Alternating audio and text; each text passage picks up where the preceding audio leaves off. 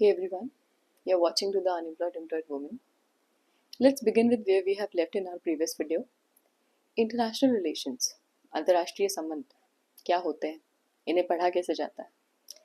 International relations पढ़ने के लिए आपको इंटरनेशनल रिलेशंस को समझना होगा कि दो देशों के बीच जो रिश्ते होते हैं वो क्या है, कैसे डील करते हैं दो देश आपस में।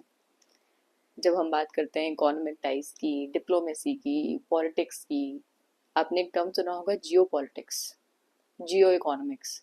ये टर्म्स क्या हैं आपको समझना पड़ेगा।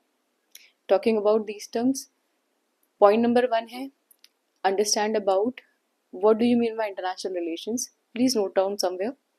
Point number 2, learn about the basic international relations or the basic diplomatic terms. You can Google it as international relations word or vocabulary or glossary, whatever you want to. Or in our upcoming videos, I'll brief you about a few most commonly used terms like deep state, track 1, track 2 diplomacy, back channel talks.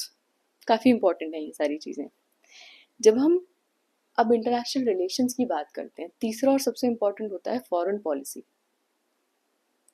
अलग अलग leaders के under में India की foreign policy different रही है। जैसे इसके traces pre independence time से इंडियन नेशनल मूवमेंट के टाइम से आप ट्रेस कर सकते हो। इवोल्यूशन की अगर हम बात करें फॉरेन पॉलिसी की इंडिया की, तो अभी हमारे जो पीएम सर हैं करंट, उनके अंडर में इंडिया की जो फॉरेन पॉलिसी है वो पहले के टाइम से काफ़ी डिफरेंट है। लेकिन जो बहुत लाइमलाइट में चीज़ रहती है वो है नॉन अलाइनमेंट और पंचशील। आप इसके बारे में ज़रूर से पढ़ना, पूछा भी गया है, पहले पेपर्स में पूछा जाता रहा इस बारे में। इसके बाद जो आपको पढ़ना है फॉरेन पॉलिसी के अलावा रीजनल ऑर्गेनाइजेशंस, जो बहुत इम्पोर्टेंट है इंटरनेशनल रिलेशंस में, पॉइंट डी या पॉइंट 4।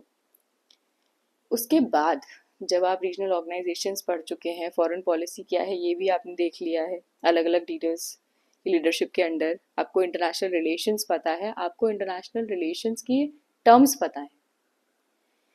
इसके बाद जो पांचवी और सबसे इम्पोर्टेंट चीज़ आती है वो है कि आप किसी भी कंट्री के बारे में पढ़ते कैसे हो। हमारा अगला शॉट उसी बारे में है। Stay tuned with us. Thank you for being this long with us.